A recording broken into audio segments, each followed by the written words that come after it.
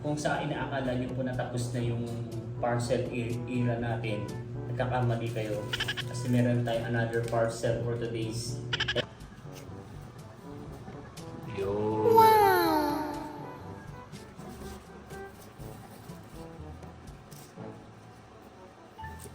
Isang vlog na to. So yung schedule kasi ni Papa di ano siya, hawak niyang oras niya, sana all. Bumili rin po si Papa niya ng ano, ng siomai. Kain na po tayo mamaya nito. Bounds.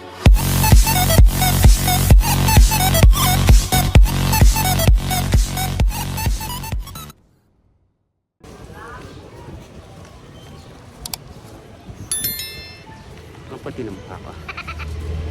Kamusta mga kayami? Isang masaya at isang masarap na vlog na naman ang pagsasaluhan natin. Mariwan! Si Marie, asawa ni Marie, asawa ni Kuya Alex, kapatid ni Papa D. For today's episode, kasama ko ngayon si Papa D. Papasok na kami sa work. So bali sa Roshan po siya papasok, dito lang sa may Malabon. Kaya sabay kami papasok and then sabay din tayong kakain, no? Lunch. Tapos sabay din mag-merienda, tama? Yun. So sabay-sabay for today's video. At sabay din uuwi, tama? Tama. Yan. So yung schedule kasi ni Papa di ano siya, hawak niyang oras niya, sana all. So sometimes yung oras niya is binabis niya sa oras ko. So ako naman, fix naman yung schedule ko lagi. Kaya siya po yung lagi nag-a-adjust kung anong oras siya papasok. It depends on me sa schedule para sabay-sabay kaming umuwi. Pero mas madalas din naman yung salitan kaming ano, kapag opening ako, closing siya, kapag closing siya, opening ako, para just in case na walang magbabantay sa alaga po natin ng mga puppies, ay may mauunang uuwi. Yun. May maiiwan tapos may mauunang uuwi. So ganun po yung nagiging setup sa bahay. So ngayon naman po ang nagbabantay sa bahay ay si Aling Maliit. So sabi ni Jomar, pag nagsasalita daw ako sa camera, rinig daw yung hingal.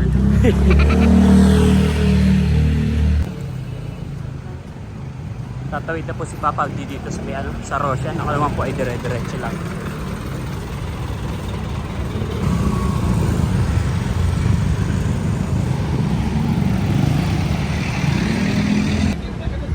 For the walk na po ang person.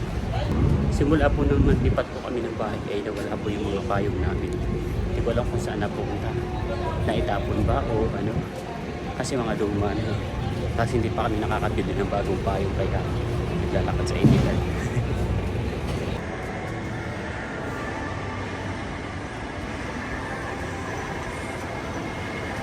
Nandito na po tayo sa labas ng store. Close pa po ang mall pero may mga nakakapasok na rin po. Sabihin nyo lang supermarket, papapasukin na po agad kayo.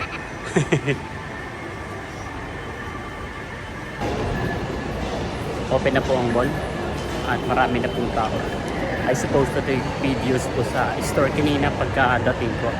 Kaya lang kahit nakasarado pa, tapos patay pa yung ilaw, may pumasok na customer. So pinagbigyan ko na. So at least nakamenta naman tayo today agad. 2 transaction bago mag-open yung mall. So, magde-deposit naman tayo ng benta natin ng cash sales. Itong benta natin ng Saturday at Sunday. Dito naman po kami nag-deposit ng pera sa BPI. Napakabilis po ng oras. At magbe-break time na daw po tayo. So bumibili lang po si Papa din ng pagkain. Dito siya bumibili sa sa Chris Money, Pansitan and Lechon House. Pero wala naman ditong lechon. Puro manok lang.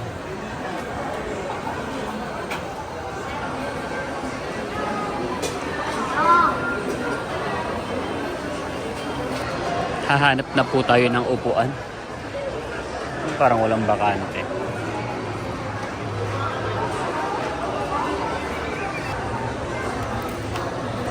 Meron naman na po tayong dalang kanin. So ito na yung pinaka-extra rice po natin. Tapos ay meron din po tayong tubig. So antayin lang po natin si Papa din na makabili. At tayo po ay kakain.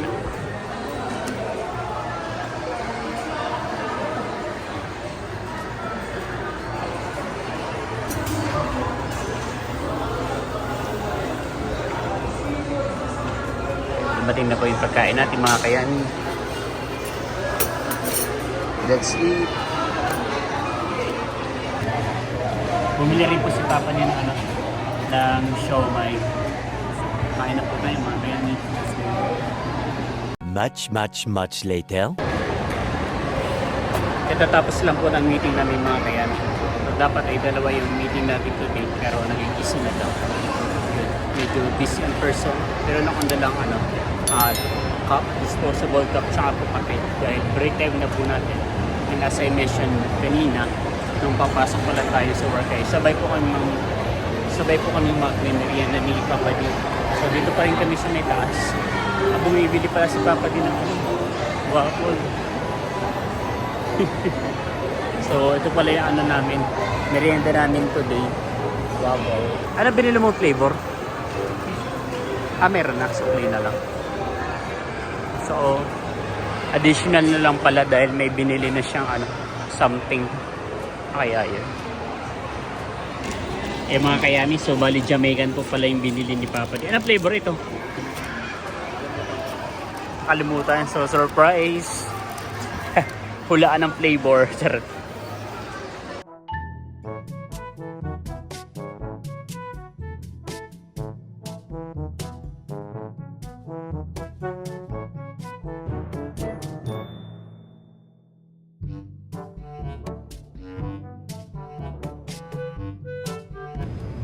Ang bilis talaga ng oras mga kayani. So out na po tayo sa work. Dito po ako dumadaan sa likod dahil mas presko pa. Mas presko ang hangin sa labas kaysa sa hindi naman malamig na aircon sa loob. So uwi na tayo pero dadaan tayo kay Papa D dahil nga sabay din kaming uuwi. So lalakad tayo sa may Russian Gym. Let's go.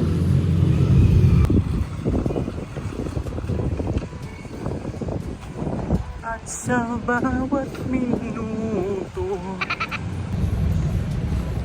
Kunwari may taga-video pero naglalakad na mag-isa.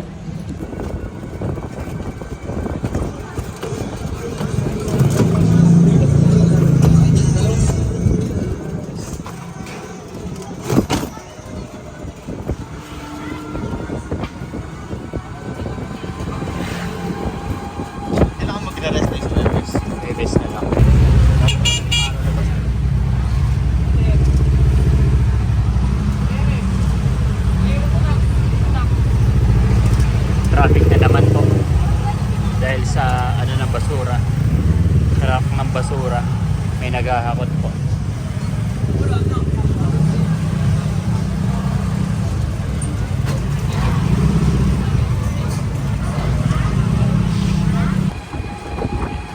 Sama ko na po si Papa D. Sumakay na lang po kami ng sidecar. Dito na lang. Kasama ko na po si Papa D. Sumakay na po kami ng sidecar. Ano pala i-drive.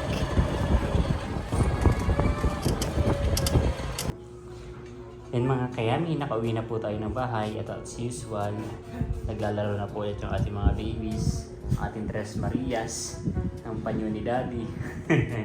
Pag hindi nyo po binigay yung panyo ay medyas po yung kinukuha. So panyo na lang kasi hindi naman po natin nagagamit yan. Kaya mas malinis kaysa sa medyas mahinog. Tapos sina Uno. Kumain ba yung baby ko na yun kanina? Uno. Kumain ba yan si Papa Uno? Dili? Yeah. Family picture. 1, 2, 3. Ay, nawala si Scarlett.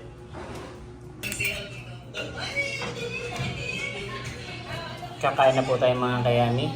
So, bali ang ulam natin ay tortang talong na binili lang po sa labas.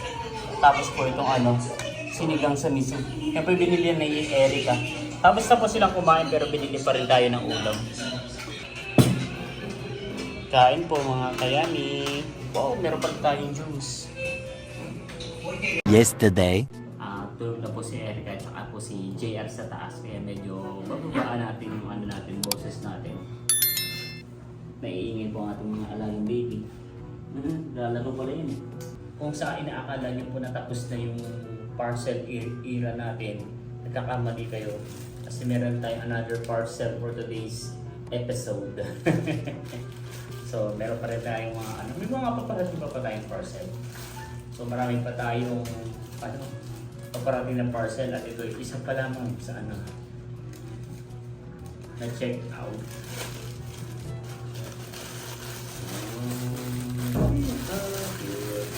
So, napakagaan po niya. Ito po yung ano, pagtapal po natin doon sa may siwang. Kasi sa may pintuan ng kwarto po natin, since yung room po natin was air conditioned, so meron doon siwang. So, kailangan natin siyang tapalan para hindi nakakabawas ng lamig. Diba? Sayang din yung ano yung 1% na lamig kung may nababawas po. So, lalagyan po natin siya. Takit tayo sa taas para i-ano natin siya. Ilagay. Let's go. Kasama ko po si Papa D. At siya po yung umorder at siya rin po yung maglalagay sa ano natin. Sa likod ng pintuan.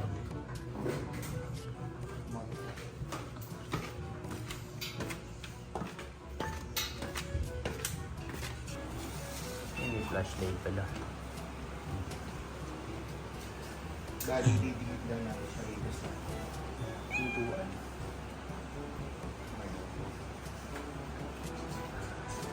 Ito po yung room po natin. Akala ko ano, sa labas siya. Ay, sa loob. Sa labas pala siya ididikit. Akala ko sa loob. So, ito po yung loob ng kwarto. Binuksan na po namin yung aircon. So, bali po bago tayo matulog ay ino-open na po natin yung aircon para lumamig na siya. Yun. Ay, dito yung magandang spot. Dito pala ako pepesto. And so, bali si Papa di po ang magkakabit. Joshua, what are you doing here?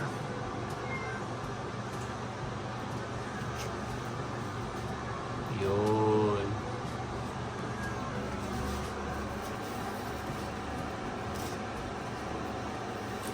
Isang vlog na to.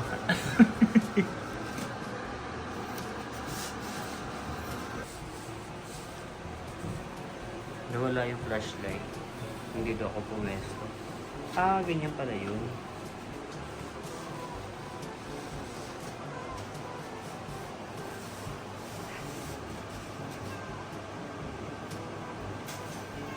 Hindi pala naipakita yung before and after, no? Sayang, pero okay na naman. So, at least meron naman tayong after.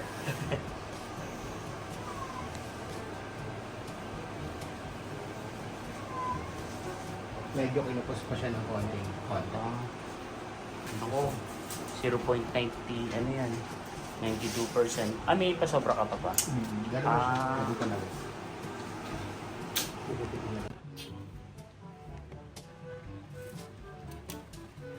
Naka-auto yung ano ko settings ko sa flashlight kaya may time na nag-ano siya na nagpa-flashlight, may time na hindi. Wow! So close the door nga. Check natin dito sa labas kung ano. Oh wow, oo nga no. Nawala ng siwang. Nawala ng siwang. Kasi po kung hindi po natin siya naharangan ay makikita nyo po yung liwanag. Lalabas siya rito sa may siwang. Yun. Bagong gawa lang tong ano tong pintuan ng ano, ng kwarto. Yung Nakikita yung siwang. Oo. Lalagyan din daw po ni Papa di yung ano, yung taas para maano yung siwang.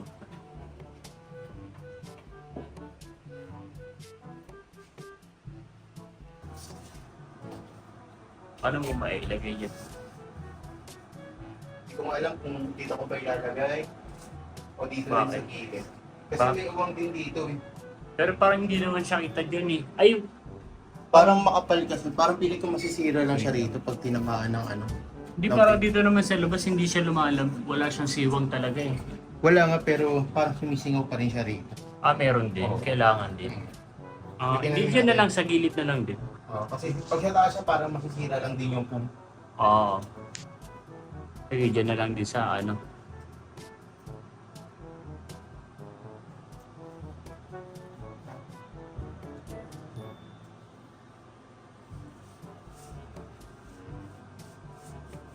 Ano kaya yung magandang design dito sa kwarto? Kasi nagtitingin ako kanina sa TikTok ng mga ng mga favorite ko na anime. Pwede.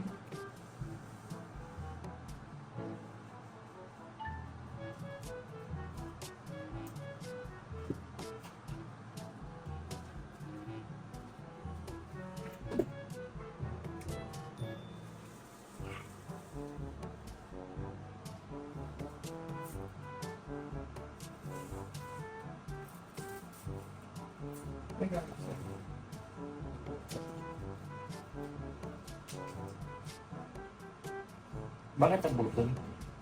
Siyempre, foam lang yan. Okay. Ala, sarang. Mahirapan na isara yung kwarto. May sounds. May sounds effect patuloy. Okay lang kaya? Lumalabas ba dito? Ganyan? Or masasanay din tayo? Parang masisira siya. Wala nasisira, sayang. Huwag na, tanggalin na lang. Dito na lang. Hindi pa natin dito. Wow. Mas picture rito talaga sa Ito doble na lang daw po ni Papa D sa may sa kabila. Sayang.